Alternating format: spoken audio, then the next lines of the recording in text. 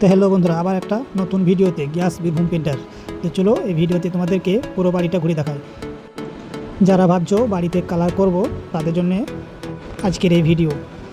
তো অবশ্যই তোমাদেরকে ভালো লাগবে, পুরো ভিডিওটা দেখতে থাকো। আর চ্যানেলে যদি নতুন হয়ে থাকো চ্যানেলটিকে সাবস্ক্রাইব করে নেবে পরের ভিডিও দেখার জন্য। এই টাইপের ভিডিও আমরা প্রায় দিনই আপলোড করে থাকি, তাই অবশ্যই চ্যানেলটিকে ফলো দিয়ে রাখবে।